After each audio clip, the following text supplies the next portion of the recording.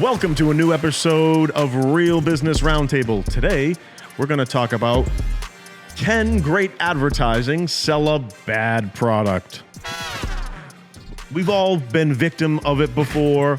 People make jokes about certain websites out there that sell products that are probably not the greatest. Yeah. They always say the X, I'm not going to say the name, but they always say the X version of something where it's like a little off. Yeah. Or yeah. So we're not going to for the Wiz version. We're not going to subject ourselves to liable. Today, we're not going to name drop the specific brands. You can put two and two together and figure it out for yourselves. But we're going to talk about the brand category or the product, what it is, not the name of the brand. So there was like recently, I would say like maybe a couple years ago, there was like a big trend in a certain type of commercial. Like you would notice with like, oh yeah, there was a lot of influencers and shit. Yeah, no. Sponsorships. No, so I'm not gonna, the names that I name are not, just before we get into the video, are not going to be the brands that I'm talking about. If I use a name, it's most likely an example, so don't take it any other way. So like, for example, the Dr. Squatch stuff, where it was more long form, where it was more like skit, it was funny, right? They had the Sasquatches in some commercials in the purple bed mattress or whatever. Mm-hmm. Like it was like it's a different type of commercial. It's funny. It's good. It draws you in. It's like a story rather than just a commercial. And these agencies or these, whatever, just consultants, whatever you want to call it, they would go to these companies and they would sell these commercials because they did so well. These commercials did very well. I mean, they're funny. You watch them. You actually watch them, and they have like a fucking storyline to them, which I love. Yeah. Find an example of it if you can. The thing is that everyone adopted that style of commercial. On YouTube, you'd go in and you'd see 5 different soap brands or 5 different men's, grooming brands. One of the early adopters was Poopery. Yeah. That's exactly. Basically a little bottle of essential oils. That's all it is. Yeah. And you spray it. Somebody I personally know reverse engineered the recipe, and they were like, this is just essential oil. If you look at it, like it makes sense though. If you look at it, like when you put oil in water and you have a big bucket of water and you put oil in it, it stays on the top. Creates a seal. It creates a seal. So it makes sense, right? Poopery's advertising was phenomenal. Exactly. And the product works. Exactly, yeah. And so it's like commercials like that really draw people in. It got really popular. But the issue I was starting to notice was that the brands that started it, that adopted it first and started doing it, did it very successful. And hundreds of other companies doing a similar product had the same commercial, and we're following it, and we're selling products because the commercials were good. But some of those products were not good. They were not good. Some of them still that are popular today are not good products. If you do enough digging, you can find forums and stuff that literally break down these products and are like, this is trash, And so it's just, I feel like this is a great topic to talk about because if you know how to market a product, even if it's not the best product, it can be successful. Yeah, so like with me personally, what I deal with is I see great advertising for certain supplements. Now, I'm not a shiny label type of guy where like other supplement users are like, oh, or they see like an influencer, bodybuilder using a certain supplement, they're gonna think it works. I'm an ingredient guy. So when I see a supplement, I'm like, okay, I don't care about the fluff. Turn that bottle around. Let me see what is happening in this supplement. And I go through everything fine-tooth comb. I check the type of B12 it is to make sure it's not cyanocobalamin, which is a derivative of cyanide. I check all I make sure instead of folic acid, it says folate. I'm just going through, seeing the quality. Okay, what's the source of the vitamin C? Is it ascorbic acid or is it alma fruit? And I'm going through. So what I'm trying to get at is I have seen really aggressive, good advertising grab my attention, which is the key. But me being a smart shopper, I really get down and dirty and I look at those ingredients and I kind of decipher and I say, sometimes I see, no lie, like someone did a great ad. I will go to Amazon. I'll pull up the ingredients And I'm like, how either the people there that are formulating the supplements are complete idiots. Because I'll see things in there that are completely contradictory to what they're trying to do. What's really interesting is, like, for example, there's like a multivitamin brand for men. You see those men's multi? Yeah. I take one. There is a whole food vitamin company, not gonna say the name. They have two versions. They have one version that you take at a certain time. I don't want to give it, if I say too much, people will know. They have one version that you can take four capsules a day. Then they have one that you can take one a day. The one that you take one a day, I deciphered those ingredients, being the supplement nerd that I am. Broke them down. The one in the one a day, good. Passes the Andy G sniff test. Good. Ooh, I like that. The other one that was 4 capsules a day had all of these plant-based phytoestrogenic shit. It says for men on it. I was like, this is an estrogenic compound. This is not good for men. This is not good for men. What's really going on here? So the average person that picks up that bottle, and I said something at Vitamin Shop because I was like, yeah, I need the multi in that brand. Now remember, that brand has 2 versions. He picks up the 4 capsule version. I go, no, put that back right now. And he just laughed at me. I go, yeah, you know? And he goes, it's a little bit of a different recipe. I'm like, dude, it's crazy. Why? What are you doing? But anyways, I don't want to get off topic. So when it comes to great advertising for supplements, they can hire all the influencers in the world. And I've seen shit supplements, like a regular, like creatine monohydrate, sell like crazy. Just because of the shiny bottle, the ads that they're running, the media buys that they're putting in, maybe the ad agencies that they're hiring. You have people that hire big ad agencies, like I think creative agencies. Those, like what do they call it? Chamber media, something like that. Yeah, that's one of them. But like the Purple Mattress people, whoever made that. Here's the thing: Purple Mattress is a good product. Yeah, it's extremely comfortable.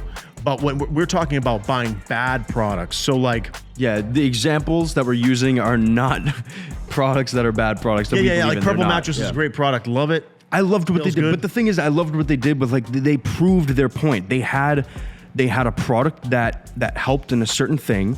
They made it available to everyone. They made it, usable. Like, they said, okay, this could be comfortable for anyone. But then they used that egg thing, and that was great marketing. They used a story around that egg thing. Yeah. So like, there was a popular trimmer that was being sold everywhere. All the influencers were talking about it. They were sponsoring everything, and the product. Well, yeah, I mean, I don't want to get into it, but like, it's one of those examples where it's like, I've heard great experiences, I've heard horrible experiences, and I personally had a terrible experience, and I switched over to the good old trusty brand, and now I love it. And so it's just me personally. But they had phenomenal marketing. Every single time I went on my phone, I saw an ad for it, and I was like, you know what? I see everyone talking about this. Let me try it out. So good advertising on a bad product is basically the same as the slogan where they say you can't put lipstick on a pig. You guys have all heard of that, right? Put lipstick on a pig. No way. He's just putting lipstick on a pig. This is called Crimson Sky. What do you think? Harold? Get this off of me! What are you doing in the women's department? Waiting for you? Well, I'm ready. Let's go. Who are you? It's the same thing. So rather than spending all this money on fancy ads and these media companies making a fancy ad for you, why don't you work on your effing product first? Make it the best so you can stand behind the claim. Now, what about products that get heavy ads? You order it and it doesn't work the way that they advertise. That makes me insane. So yes, the answer is yes. Great advertising can sell a bad product. You'll have people who are high volume churn and burn guys, even in service industries. Everybody knows they suck. people just keep going, like popular fast food restaurants that everybody knows in the back of their head that they're eating poison, but they just continue to go and just put those sweet suckins in their mouth every day, killing their bodies. It's the same thing when people buy these products. Sweet suckers. Oh, the services. Like if you look up like a company, some kind of service, and it has like everybody knows it's shit, but they run so many ads that they just churn and churn and churn and churn, and those are great examples of great advertising selling a bad product. As long as you have good creativity with your ads, something that is very thoughtful, something that is very strategic, and you just put a shitload of money behind that creative, I mean, you put it in front of people enough times, you create, almost like a universe around your product where it's like there's different ads where it comes to reviews and where it's experiences and it's like real life, not paid actor, whatever. That's a big thing. It's inevitable that you're going to get a shit ton of sales as long as you put enough money behind it. With a quality short like that, like Purple Mattress, like Poopery, all that stuff, a small business is looking at an investment of anywhere from $50,000 to $100,000, and if you have some kind of like spokesperson, celebrity in the ad, now it's going to go even higher. But like Jake said, if the creative is there and it's an awesome video, why not feed it more opportunity to do better? Because if that video is so creative and so enticing and compelling, then okay, now you have the cannon. You just got to put the cannonballs in it. Yeah. Okay. Light the spark. Yeah. The one thing I would say is that I feel like, oh my God, I'm gonna forget their name. There was a company who kind of proved my point. I think that not influencer, but celebrity marketing is not nearly as powerful as it once was. Now I'm thinking in the back of my head, you're probably going to say, oh, what about Mint Mobile? What about Fabletics? What about all these other companies where like these, Ryan Reynolds owns, but he owns Mint Mobile. He owns Aviation Gin.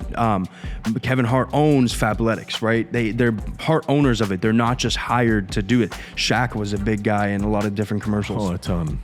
But exactly, but he owned a lot of them. Shaquille O'Neal is milking that teat. When a celebrity is hired, it's not the same. It's not the same at all.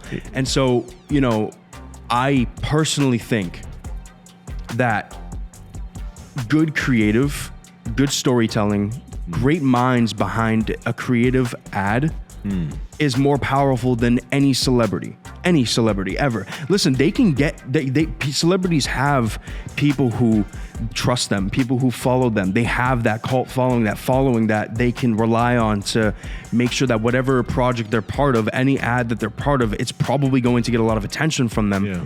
But if you can create an ad like a lot of these companies did that, don't have celebrities in them or don't have that influence from a person that people see on TV and their phones all the time, it can do just as good, if not better, with that creativity, thoughtfulness. You know what I mean? Yeah. Yeah.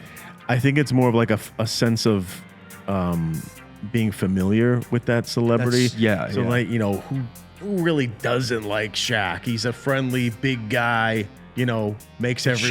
Typically makes everybody smile. So he's a great spokesperson to have, and I guess it goes with the time. What celebrity is popular? So like it goes with the times. Who's the popular celebrity that really the most people like?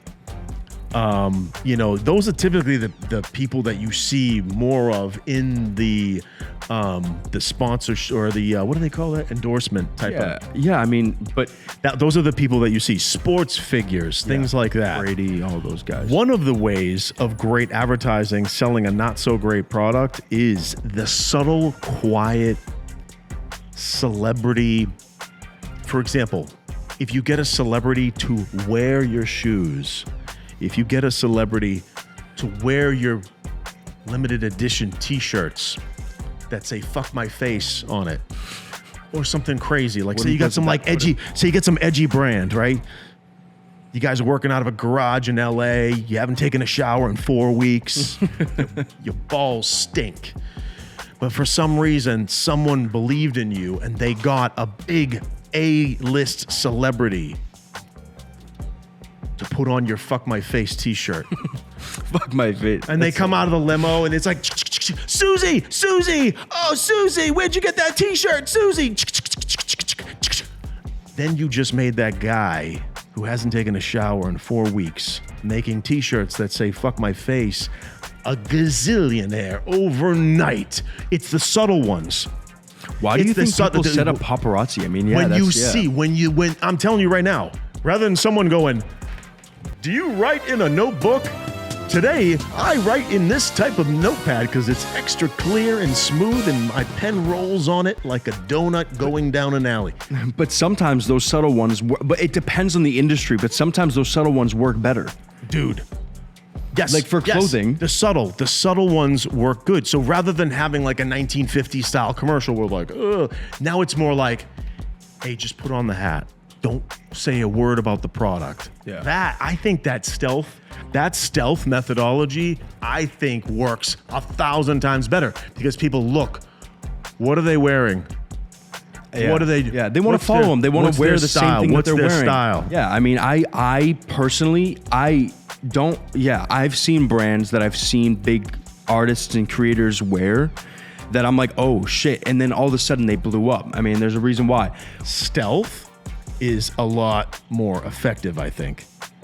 No, because no stealth. When you see people wearing shit, I think it depends on the industry. Bro, I've seen brands blow up just because somebody's wearing it. Like a rapper got some shit on. And okay, but let's look at the actual numbers though. Like, because realistically, that is good for certain industries. But like, Tupac blew up Karl Kani back in the 90s. Which is a great brand, by the way. But at the same time, though, Tupac just put it on. He just put it on, and people saw the script on the T-shirt, and they go, "Yo, what brand is that? That's a dope brand. I like that." Yes, clothing. Yes, works very well for clothing. But I think if we were to actually break down numbers on campaigns, if it's subtle versus like one of those really good ad campaigns with the good creatives, I think those campaigns blow it out of the water.